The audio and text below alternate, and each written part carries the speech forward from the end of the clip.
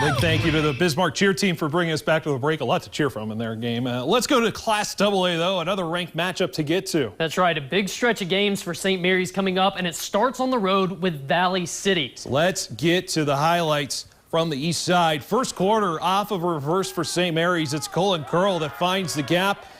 And off to the end zone as he beats the defense. 1 of 3 first half touchdowns for the senior. Hey, why don't we show another? This time near the goal line. Too easy to get to the edge. Early 14-0 lead for the Saints. Later in the first half, off a rollout, ball is going to be underthrown here. And it's Isaac Vandal for the Saints that picks it off. And Saints did it on offense and defense on the night. A complete performance on the road. 34-0 the final.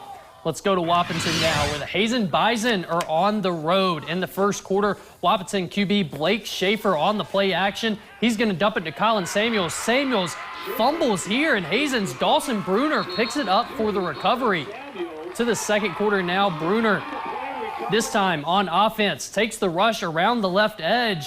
That's going to be a big game for number 14 in the Bison, but Hazen fails to score. Hazen would end up winning a thriller 22-20 in overtime on the road.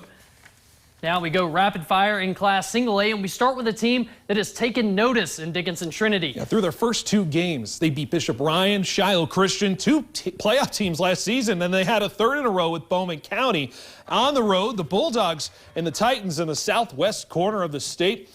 Bowman looking to get it done in the air on the board when Quade Lardy finds Brady Sen for the first score of the game. Lardy back at it again, this time finding a wide open Caleb Duffield for the score. It's an early 14-0 Bowman lead.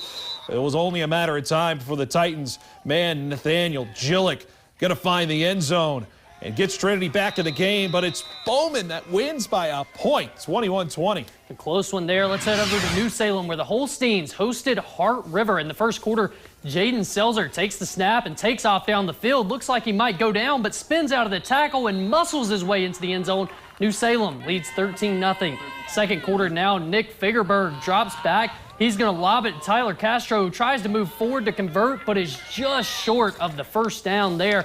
And on the punt, even our camera guy didn't see it coming. It's blocked by Cody Irwin. It's chased down by Evan Boardman for the touchdown. New Salem rolls in this one 44-8. Now there's a whole lot more games to get to Class A, and that's where we bring in our third member of the team, David Gibson. Take it away, David. Thanks, Phil. We got the Bishop Ryan Lions taking on the Honkers from Canmere, and it's senior night for the Lions. The teams are hyped up before the game. Now we got Nick Sanders dropping back to pass. He throws it to a wide-open Logan Merck, who reaches out and falls into the end zone. 7-0 Lions. And later in the quarter, Jackson Filler takes the handoff. Even I get faked out, and he keeps it. He gets outside. He runs it in for the score, and it's 14-0. Now second quarter action, Nick Sanders dropping back to pass. He surveys and he throws it deep to Logan Merck, who runs it. He stiff arms a defender before muscling his way into the end zone. 20-0, and Bishop Ryan rolls in this one, 49-0.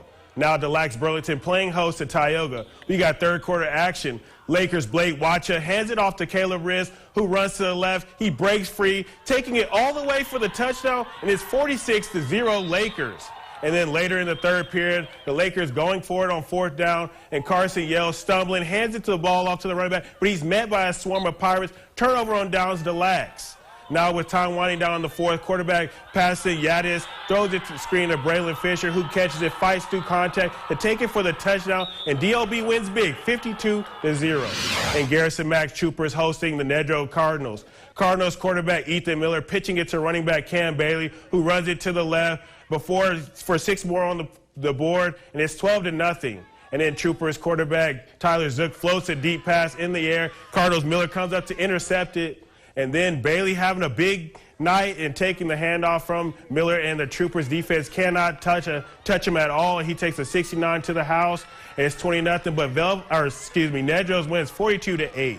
And then Velvet traveling down to South Parade for an early matchup. First quarter action, Jersey Selzer fakes the handoff before throwing to Gage Florence, and he makes a man miss. And see you later, touchdown Aggies. And then later in the quarter, Gage Florence takes the handoff, and he makes defenders miss in traffic before barreling to the end zone, touchdown Aggies. But it was all Velvet in this one on the goal line. Jersey Selzer keeps it, pushing his way into the end zone. Velvet wins 62-0. And that's all the Class A action for the night. Back to you, Phil and Luke.